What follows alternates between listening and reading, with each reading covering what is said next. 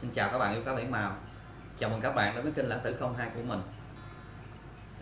Vừa qua có một bạn cũng chơi cá cảnh gửi cho mình hình một trang web của một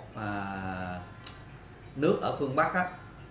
là hình con cá đó là đặt tên là Albino Yellow King Cobra, và giá trị nó phải cao gấp 4 lần con cá ở Việt Nam, mà chất lượng nó thì không bằng. Và với kinh nghiệm của mình đã nuôi cá bảy màu và mình đã lai những cái loại cá mà King Cobra này khoảng cỡ 10 năm rồi. Thì mình xin phép nói những cái chủ quan của mình, như thế nào gọi là King Cobra. Và khi mà mình xem cái con cá đó thì chất lượng con cá đó theo mình đánh giá nó chỉ là một cái con Galaxy thôi, mà con Galaxy này nó cũng chưa được đẹp nữa, nó sẽ có những cái lỗi hoặc những cái gì chưa đẹp mình sẽ vạch và chỉ ra trong cái clip này. Và trong cái chia sẻ của cái clip này mình sẽ nói rõ cho các bạn biết như thế nào là con Galaxy, như thế nào gọi là con King Cobra, như thế nào gọi là con Snake King. Và thường là những dòng Galaxy đó là những cái dòng cá khi mà người ta lai ra trung gian nên nó chưa có được thuần, và nó sẽ có những cái ưu điểm gì, những cái khuyết điểm gì về hoa văn và về màu sắc. Trong quá trình mình nuôi và lai tạo cá, mình là người giống như đi trước thôi nên với khả năng của mình thì mình cố gắng mình chia sẻ những cái gì mình hiểu biết của mình cho các bạn, để các bạn Việt Nam mình chơi cá ngày càng có nhận thức phát triển hơn và cũng không bị sai lầm khi mà mình nhập cá từ nước ngoài về nha các bạn. Bởi vì cá ở Việt Nam mình bây giờ anh em làm ra phải gọi là cũng là rất là đẹp rồi đó. Bây giờ mời các bạn xem clip.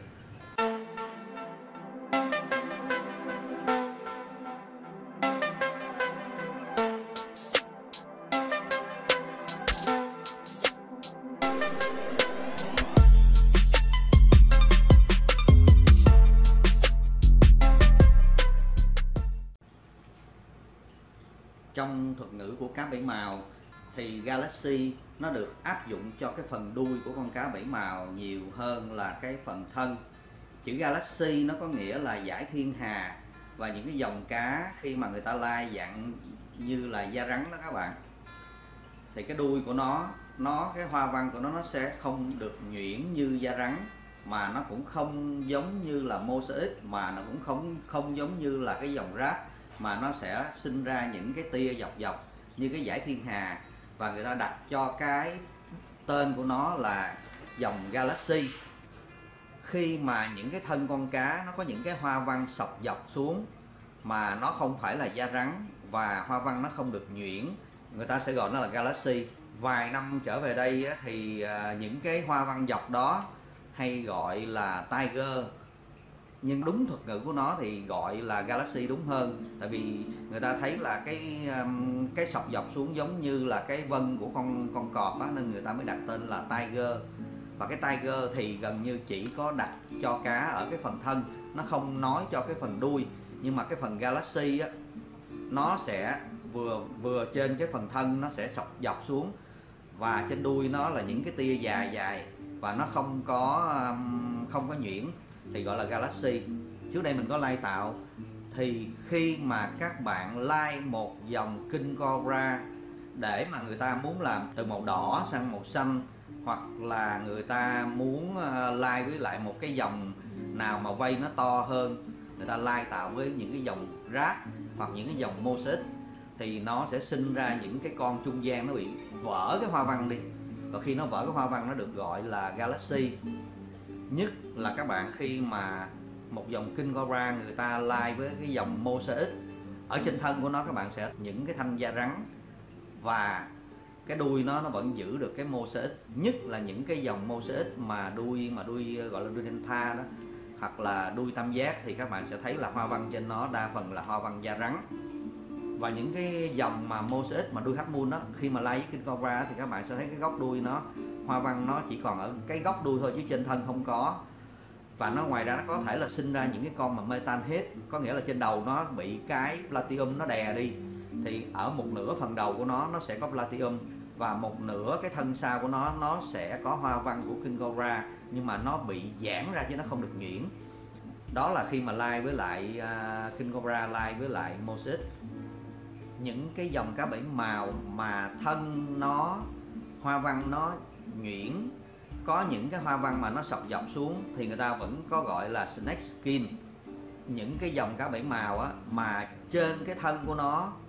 nó thành những cái hoa răng, nó sẽ thành những cái hoa văn da rắn, nhưng mà hoa văn da rắn không còn là sọc dọc nữa, mà nó là những cái chấm tròn, những chấm tròn, hoặc là những lập thể tam giác nhưng mà nó rất là nhuyễn, thì lúc đó người ta sẽ gọi nó là con King Cobra. Nhưng mà đó là King Cobra thân thôi. Có những con cá bảy màu da rắn ở trên thân nó là King Cobra, nhưng mà cái đuôi của nó không có hoa văn thì người ta sẽ gọi theo cái màu đuôi của nó, ví dụ như là King Cobra Blue Tail, có nghĩa là cái đuôi nó màu xanh nhưng mà không có da rắn. Nếu mà người ta gọi là King Cobra Blue Lay thì có nghĩa là con cá đó thân da rắn và cái đuôi của nó là cũng da rắn, nhưng mà khi mà da rắn như vậy thì cái đuôi của nó giống như là cái ren nên người ta gọi là lay, hoặc là King Cobra Red Lay, hoặc là King Cobra Yellow Lay. Thì bạn sẽ hiểu được rằng cái thân và cái đuôi của nó sẽ giống nhau, và khi lúc đó thì thuật ngữ người ta sẽ gọi tắt hơn, người ta gọi là Red Lay. Nếu người ta gọi Red Lay thì bạn sẽ hiểu rằng con cá đó là da rắn cả thân và cả đuôi. Cái hoa văn nó cả thân và cả đuôi da rắn, hoặc là Blue Lay, hoặc là Purple Lay. Nếu như Blue Lay thì có nghĩa là trên thân nó cũng là hoa văn da rắn và đuôi nó cũng hoa văn như là da rắn. Còn nếu mà họ chỉ gọi là Galaxy Blue Tail thì cái thân nó chỉ là sọc dọc thôi, hoặc là King Cobra Blue Tail, hoặc là King Cobra Red Tail thì có nghĩa là trên thân nó là mang cái hoa văn da rắn, nhưng mà cái đuôi của nó là màu solid. Một cái cách mà like hay ra Galaxy là nhất là người ta hay like với dòng rat. Trong cái hình này mình sẽ chỉ cho các bạn thấy con cá này nó là like với rat. Khi mà nó like với rat thì bạn thấy ở trên vây của nó sẽ có những chấm tròn, và trên đuôi của nó những chấm tròn bây giờ nó vỡ hạt ra, nó thành những cái hơi tam giác nhưng mà nó không được nhuyễn, hoa văn nó rất là to như là Galaxy, và cái hoa văn trên thân nó bị vỡ hạt như là cái con Galaxy luôn. Nó không còn là hoa văn nhuyễn như là da rắn nữa, mà nó sẽ sọc xuống, và người ta gọi là snake skin. Và trước đây khi mà mình like với lại dòng da rắn, khi mà mình đem con Red Lay, có nghĩa là King Cobra Red Lay, mình like với lại con Blue Rat thì nó sẽ ra cái con Galaxy đầu tiên các bạn. Và cái màu của nó không được rõ ràng. Ngay cái đời F1 nó sẽ ra hoa văn, những cái hoa văn trên thân nó sẽ sinh đổ dọc xuống như con Galaxy, và hoa văn đuôi nó sẽ vỡ ra. Nhưng mà cái con cá đó nó đem đẻ con không có ra màu chuẩn các bạn. Nó sẽ ra là hơi bạc bạc, hoặc là nó hơi vàng vàng, nó hơi xanh xanh, cái màu nó không có chuẩn trên một cái đuôi con cá đó, trên một cái thân con cá đó luôn. Màu nó sẽ không có thuần nha. Nhưng mà bây giờ có những cái nước bạn á, có những người ta làm cá người ta cũng mì ăn liền lắm. Người ta mới ra F1 người ta vội vàng người ta bán cho các bạn luôn nha.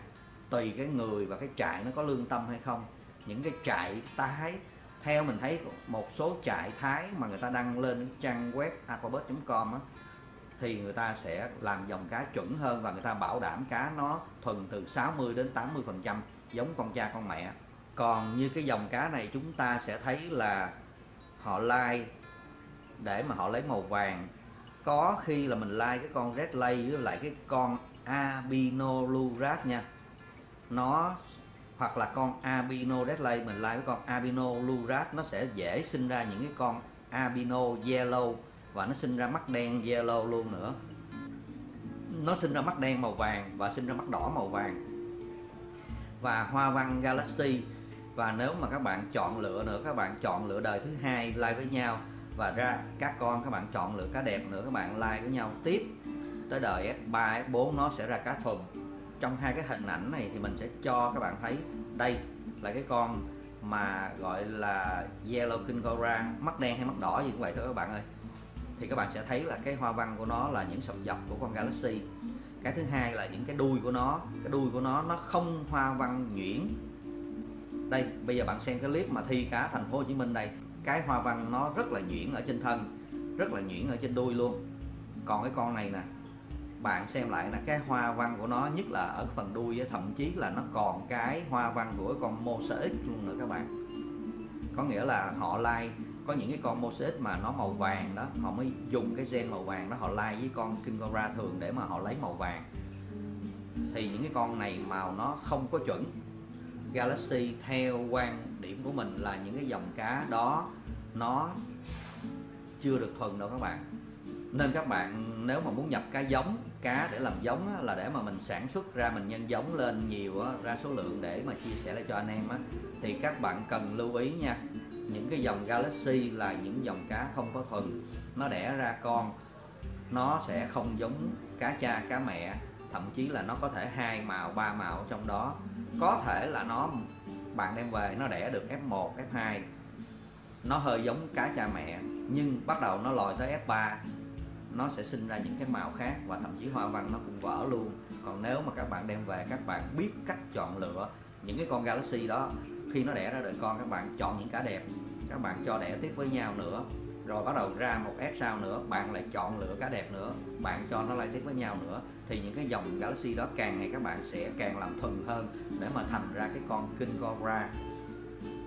Đó là cái kết luận của mình, dòng Galaxy là một cái dòng cá chưa được thuần và nó chỉ là một cái dòng cá trung gian thôi. Video clip của mình tới đây là hết.